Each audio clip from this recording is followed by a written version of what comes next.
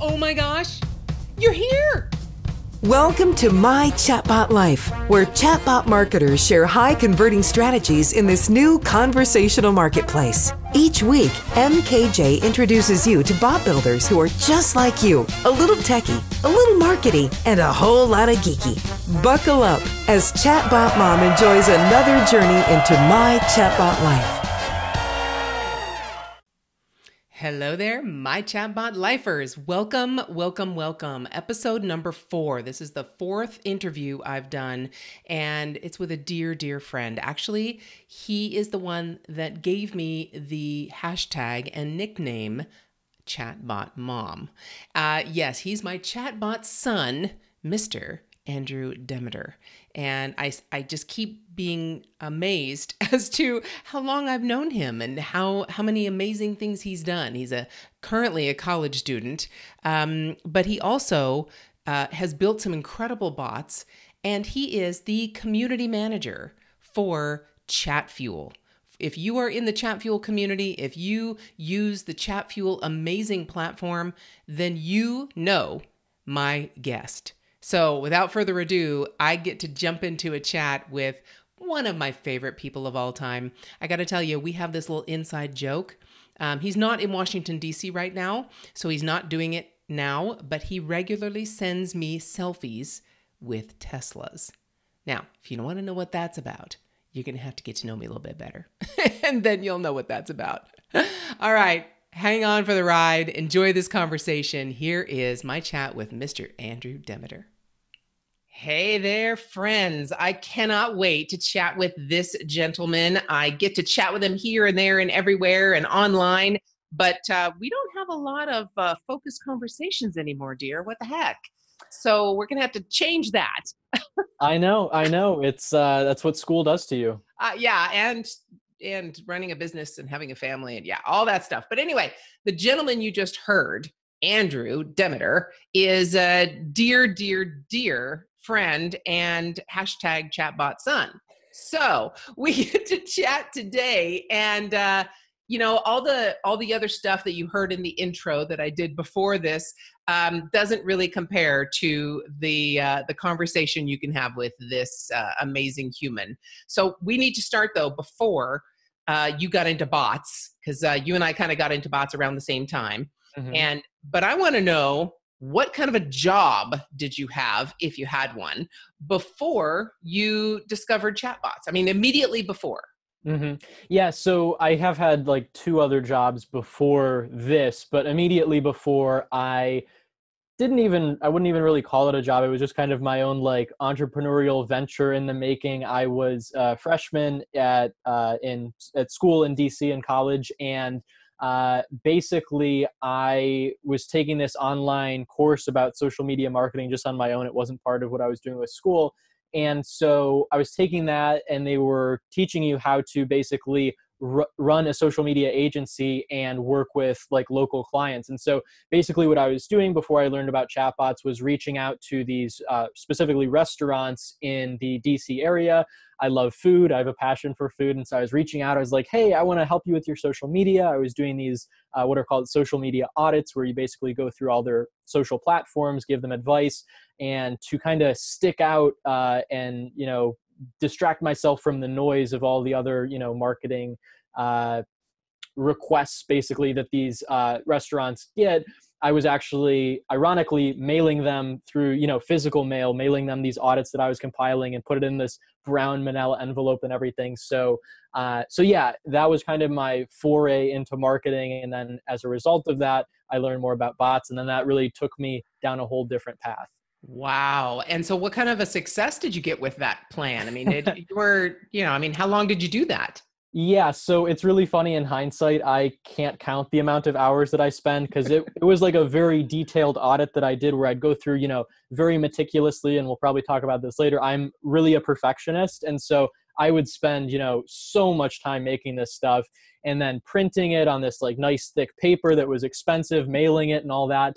And I think I got like, it was like something like 100 of these mailers that I sent out. And of those, I think I got like 2 back. And then I had a couple meetings in person. Those never materialized. I didn't really know how to sell. And it was funny, actually, one of the meetings, it was this, I know this is very detailed, but it's kind of a funny anecdote. It was this pizza shop. And so I went in, I was talking with the owner about social media and stuff. And then I kid you not, like midway through the conversation, he was like, oh, excuse me 1 second. He goes to the back of this pizza shop. There's like nobody in the restaurant, which was kind of like a bad sign to begin with. And anyway, then he comes back and he's like, oh, sorry, can we like reschedule this? Turns out that this was a family run business and like two of the brothers in the back like were fighting each other physically. And then like as I'm leaving, the police come in and I'm like, okay, this is a sign. Like I need to do something else. And then the bots came about. Okay. All right. So I got to ask the people listening, how many crazy situations have you run into when you're trying to figure out how to sell? And first off, how do you get the confidence to just walk into a pizza shop?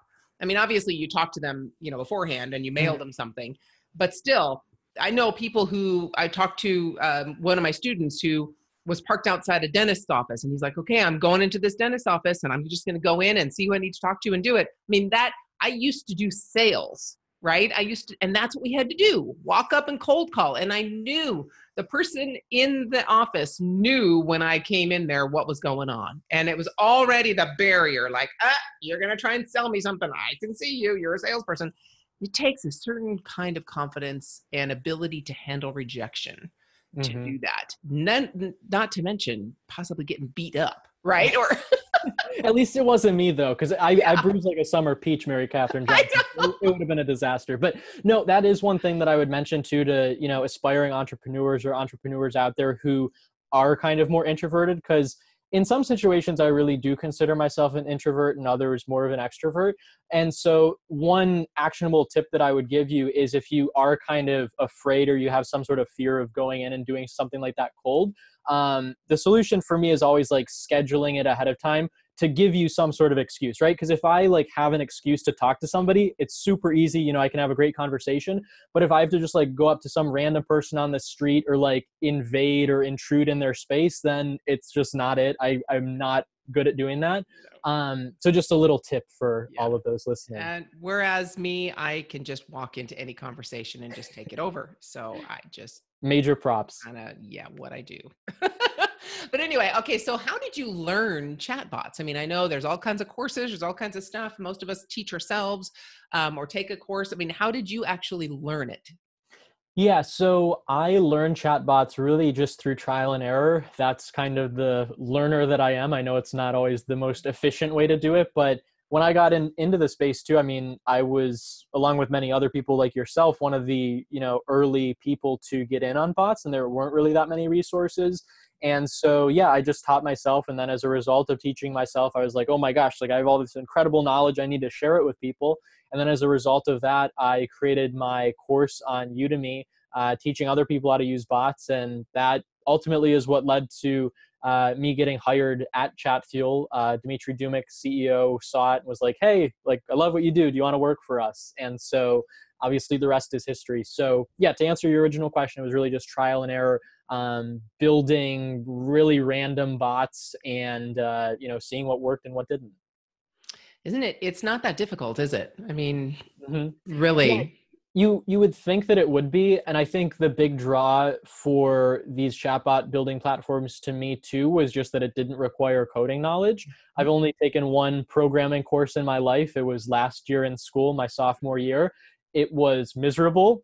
And so that was, really appealing to me that I could, without any prior experience, build these interactive conversations and experiences. Yeah, definitely. Wow. Okay. So tell me about, because you're in school, so you have a learner's mind right now anyway, because that's what you're doing. And as far as I'm concerned, as long as you keep that mindset of learning continually, you're going to have an amazing life. That's it. But you have that learner's mindset right now. So what, however, made you take that leap from learning it, enjoying making these conversations, building your course, and then going out and actually being able to find clients for it? So that's a big mindset shift. How did you shift that mindset? Yeah, well, first I would stipulate I don't have so much a learner's mindset in school as I do a memorization mindset, because You're one that's of the frankly, lucky ones. yeah.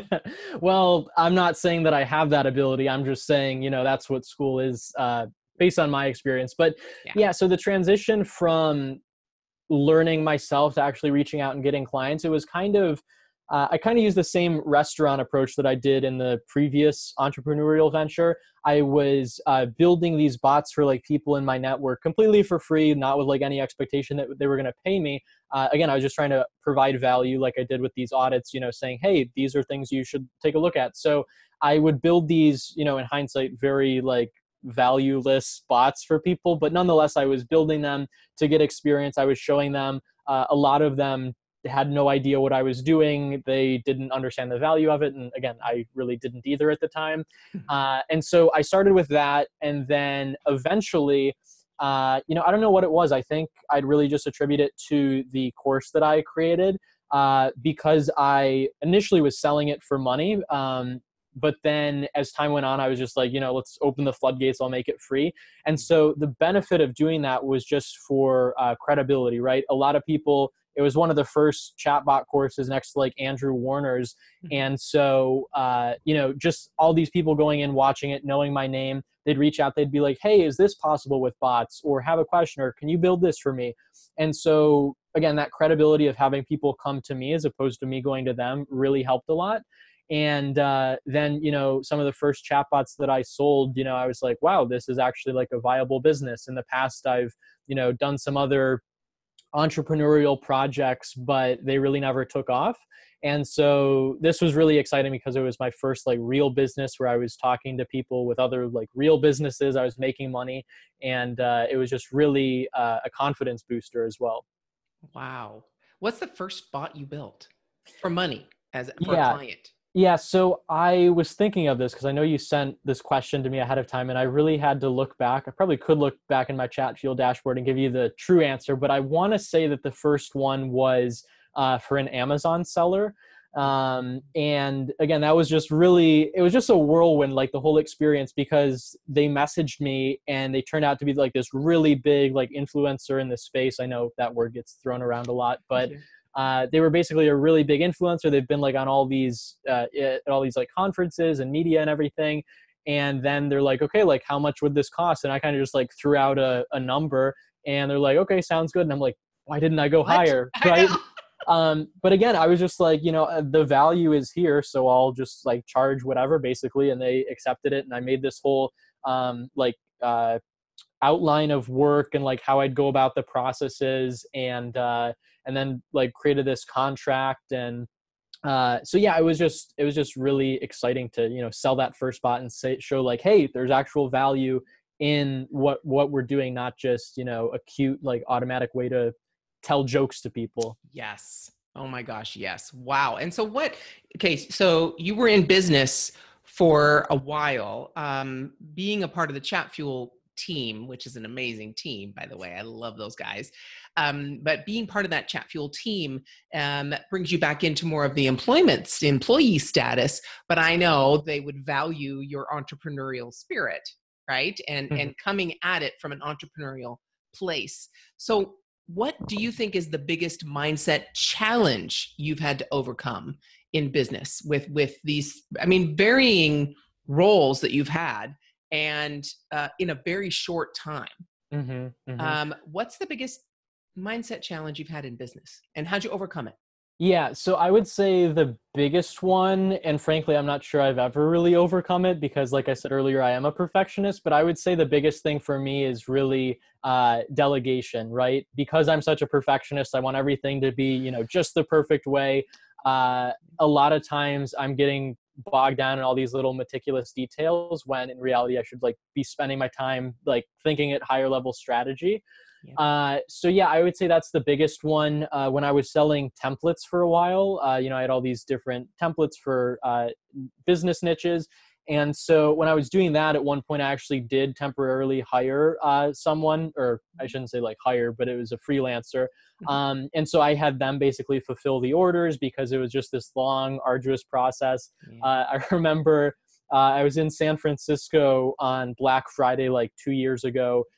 which would have been like 2017, I think. And so I did this huge Black Friday sale, and I got tons of orders. It was amazing to, see all these sales coming in and, helping people. But then I remember, I think I started that sale at like 10 p.m. or whatever, and I was up until like 1 a.m. fulfilling all of them.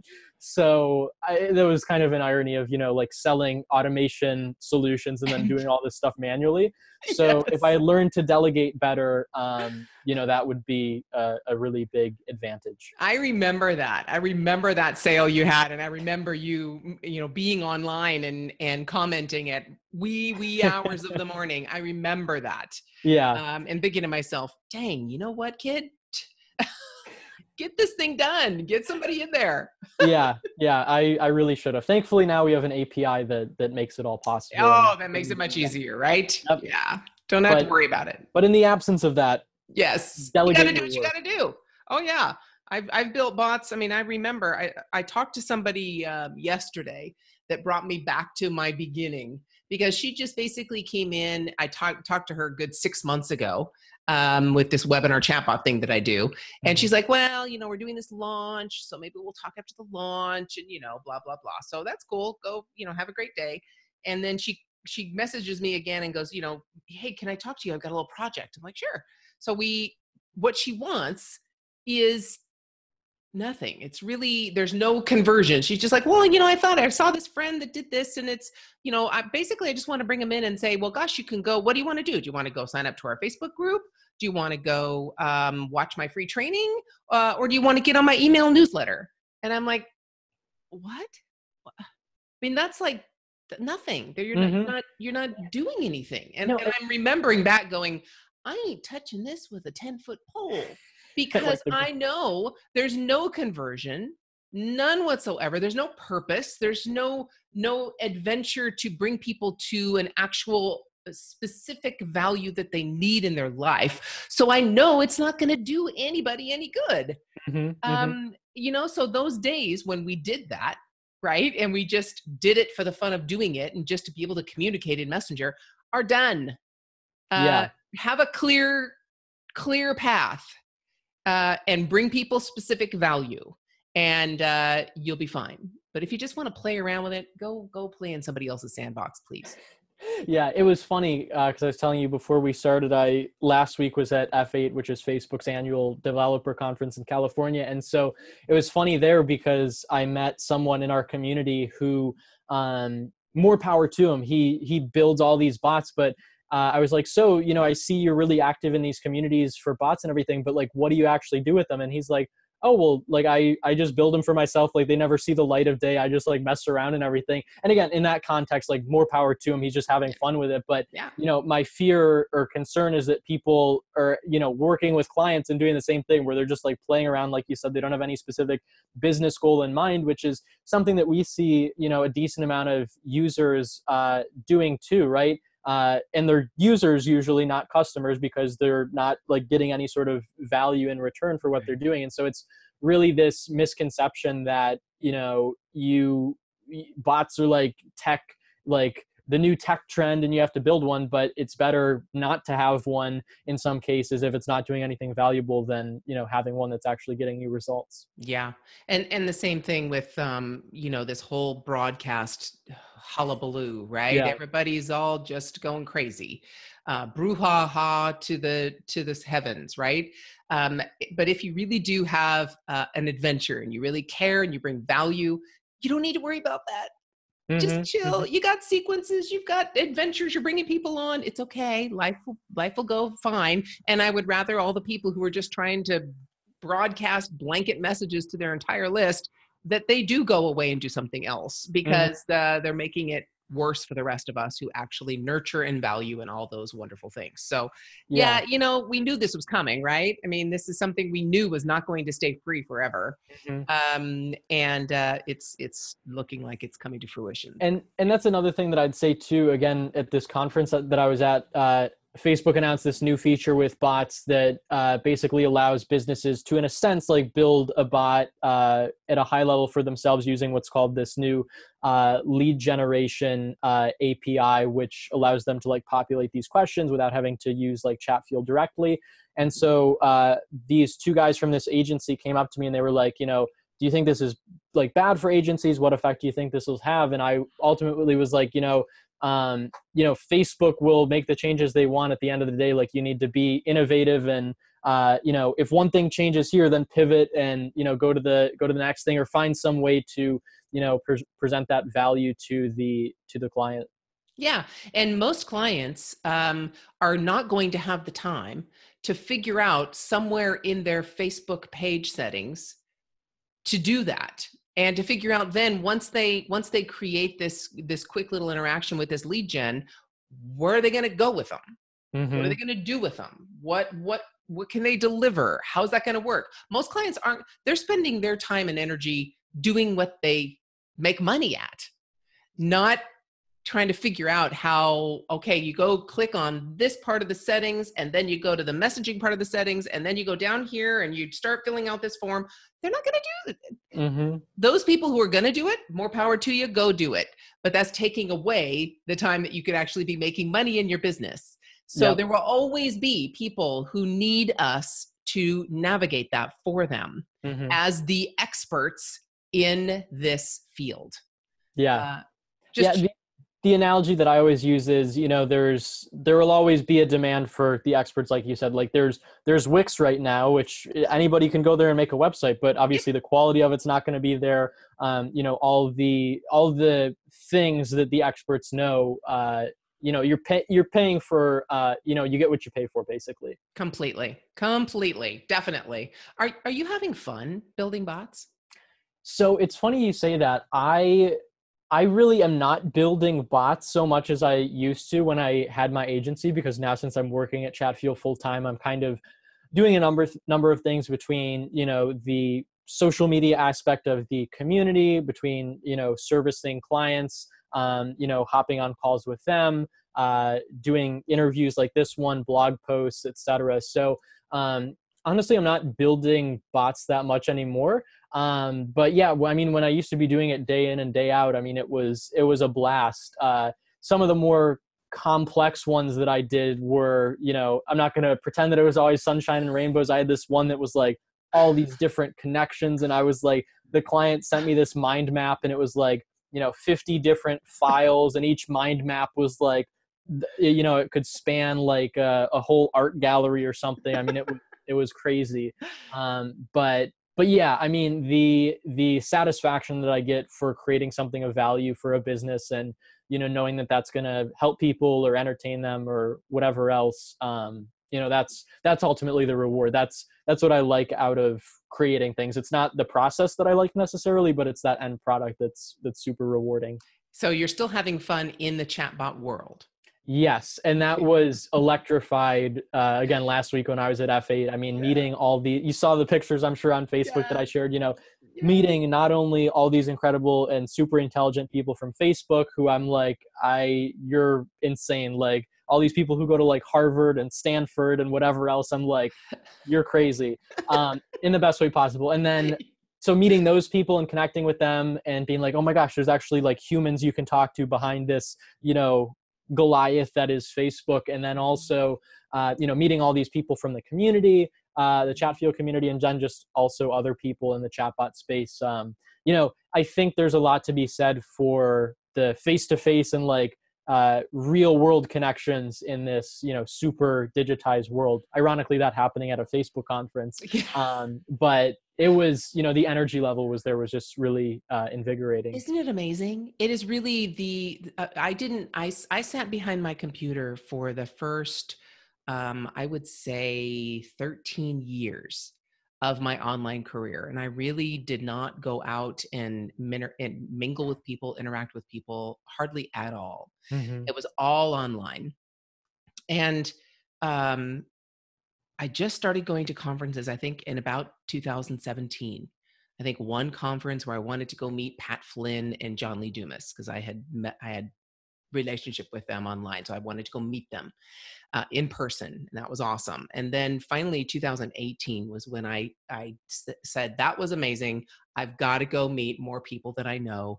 And the first conference I really went to was Social Media Marketing World in 2018. And I just went with the intention of meeting all the people that I network with online. And I have a podcast, another podcast that I did about parenting and business. And almost all of the speakers at Social Media Marketing World were on my podcast because it's like 4 or 5 years old. So I was able to interview them before they were big and on stage and all that kind of stuff. And so I just went to meet with them and chat with them and get to know them and say hello and shake their hand and give them a hug and all that stuff. And that experience was beyond anything I ever expected. I'm telling you right now, it actually allowed me to meet one of my interviewees, Steve Chu, of My Wife Quit Her Job. And he was just getting into bots and getting really hot about bots. And we met at Andrew Warner's talk.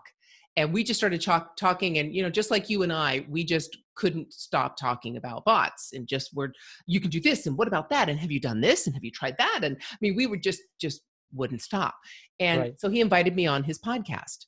And that started a cascade of events that eventually led me to actually speaking at Social Media Marketing World this year in 2019. Without just going and chatting with the intent of just networking with people and meeting them, I had no other intent. I wasn't there to sell people. I was nothing. I was just there to meet and mingle with the people that I had known online. But that cascade of events eventually led for me to get a speaking gig on one of the biggest stages I could ever imagine. So if you're listening, go to conferences, targeted conferences, not just any. Yeah. And no, the whole cascading thing that you're mentioning, like one event leading to other things. I mean, that's so true in so many parts of my life. You know, just using Chatfuel as one example, you know, after I created that course, like if I hadn't created that course, I wouldn't be talking to you right now. Right. I mean, I created the course that led to me getting a job at Chatfuel. Because of that job, I've been able to, you know, I wouldn't say travel the country because that's mostly to San Francisco and mostly then California. You know, mostly California, but then like Colorado and some other places too. But, you know, going there, meeting all these incredible people, you know, talking to people at Facebook, being in, you know, the presence of the almighty Mark Zuckerberg. I mean, all these, you know, little things that, you know, some people were even like, oh, you know, because when I first got the job offer, basically, it was literally a day before I was going back to school my sophomore year. And I was like, hey, Mom, like I just got this job offer, whatever. And, you know, most parents would be like, oh, my gosh, like that's incredible. And I love my mom. I'm like saying this tongue in cheek. But she was like, oh, you know, like you're going back to school. I don't think you'll have time for that. Like, you know, like who are these people and all this stuff. She's like, what's their ulterior motive? I'm like, Mom, they're not trying to like kidnap me. But of course she's a protective mother. So anyway, you know, if I had just listened to the conventional wisdom of like, oh, like don't do this or do this, you know, I'd be in a very different place. Abso-flippin-lutely. And I got to tell you, as a mom, I do the same thing to my kids. Now, what's their ulterior motive? Think about where they're coming from and what you know, what's their motive? What's in it for them? You know, I mean, yeah, I get it. But I'm on the other side going, come on, go right now. Exactly. I've let go of most of that. I totally have, because this is, you know, my oldest wanted to quit the physical university that he was going to, the college, and he wanted to go online to an online university. And I'm like, go for it, dude. Yes, you do that. I have no qualms whatsoever. Online business, do it. Try whatever you want to do. So yeah, I can't believe that's been over a year, almost a year ago now that you almost 2 years. Yeah. That's right. You're a senior. I keep thinking back to junior. Oh my gosh. Yes. Almost 2 years. I just shaved. So maybe it's the baby face. Oh my gosh. And then you and I finally got to meet. It must have been last year when you came out for it. Last summer, I think it was. Yeah. That was a blast. Oh, that was so fun. It was so cool. Those guys are just amazing guys. Yeah. You guys all are amazing guys. Love you guys to death. So, okay. All right. So now we're coming down to the end of our conversation. And I really have to ask you a pretty pointed question, dear, and make you think beyond your years and go way into the future and go, okay, very late in life, you're going to look back in your life and someone's going to write your memoirs. Someone's going to write your autobiography. What would the title of that book be? Yeah, so I've given this some thought. I forewarned you before, I'm not the world's most creative person, but I would probably call it Opposites Attract. And the reason for that name is because, and this sounds like kind of dark, but stay with me. So basically, no, like just going throughout my life, you meet like people who are good examples of what you want to be and people who are bad examples. And I've met overwhelmingly good examples of, people in my life who are successful, financially stable, like emotionally competent and whatever other positive things, they have like a pet unicorn or whatever the case might be. But no, like basically there are some people in life that you meet, whether you're, like related, they're strangers, whatever. And you're just like, oh my gosh, like not even them as a person, but just like certain behaviors they have, mannerisms, habits. And you're like, okay, I see the path that they're going in life. Like, I do not want to do that. And so I feel like, I'm grateful for those people because they help inform, what I want to do versus what I don't. So if I see somebody doing something and I'm like, okay, I don't want to go down that path, I do the opposite of that. And so I feel like kind of using these polar opposites has really helped shape like the, person that I want to be in the future that I want to have. And so, I feel like that's kind of been a big part of my journey, kind of like going down, to sound cliche, like the road less traveled, or again, like I said earlier, not necessarily like following conventional wisdom. And I feel like that ultimately will lead to success. So there you go. And I think that's an amazing title, because unlike many other people at all age groups, doesn't matter, but many young people really avoid people who are opposite of them. Mm-hmm. They avoid people who make them think rather than just agree with everything they say. So that's an amazing gift, to be able to look at things that you may not agree with or like, and not just put it down, but actually learn from it. Mm-hmm. And Mm-hmm. see what parts of it might be good and might not be good at all, and go on. That's And awesome. being in Washington, D.C. with all the, polarization that is politics, I'm well equipped to do that. I can't even imagine. I really, really can't. I can't. It just, I don't listen to news anymore. I don't watch television news. I just don't read online news. I just don't. Yeah. Being a journalism student, I like have to do some of that, but yeah, I do not watch TV. If I do read news, it's all, online or text-based usually, because obviously we're going down a whole different pathway of conversation, but it can just be so depressing or like disheartening, for lack of a better word. Yes, and angering when people Mm-hmm. just really try and just attack. Mm-hmm. It's just so toxic. That's a big thing of it too. It's always like blame this person or blame this person. And I think as entrepreneurs, the biggest thing that you can do is always take responsibility for your actions. In some cases, even though it sounds crazy, even if it's not your fault, because then, if you take responsibility, then you're always in control. You have, I don't know really where I'm going with that, but you have choices. Exactly. You have choices to choose to either say, okay, yep, I copped to this. I'm sorry. Even if it wasn't you that did something wrong in your business and delivered the wrong thing or did the wrong thing, even if it was a contractor or employee or whatever, it's still under your name. So you take responsibility, say what you're going to do about it, and go forward, instead of this person did it, go talk to them. Right? No. Yeah.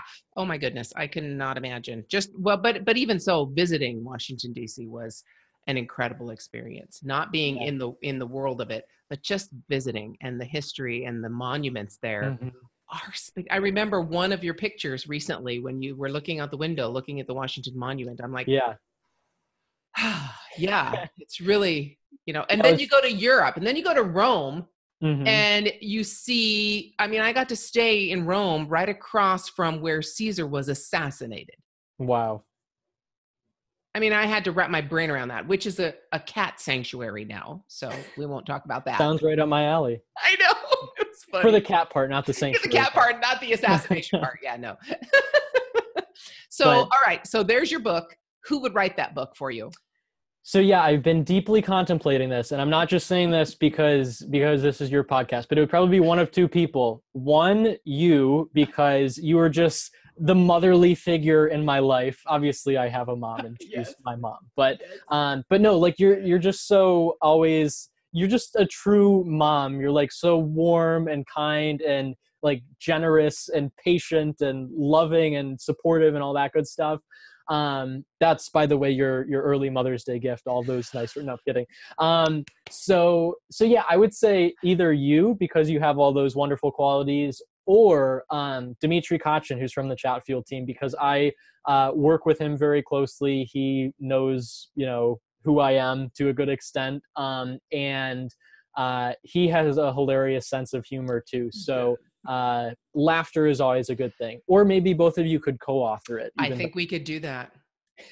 I think we could do that. We could put our heads together and oh man, we could create a pretty kicking autobiography for our buddy. Yeah, definitely. I think I got to start. I got to start creating like a dedicated bank account to hire you guys. That's right. We don't come cheap. That's for sure. You get what you pay for. Mom, kindness, all that stuff. Dang, ain't come cheap. Well, see, that's why I kind of buttered you up with all those nice words, because then it'll, maybe get a discount. Maybe I'll get a discount. Yeah. Oh my gosh. Fat chance. Funny. Yeah, you're too funny. That is so funny.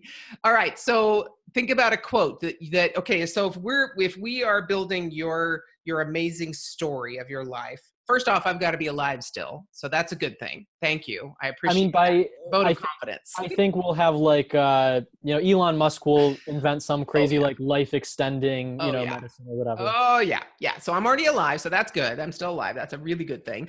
I'd love to see grandkids, great grandkids, who knows, But so beyond that, what quote do you think we would use that would represent the way you lived your life?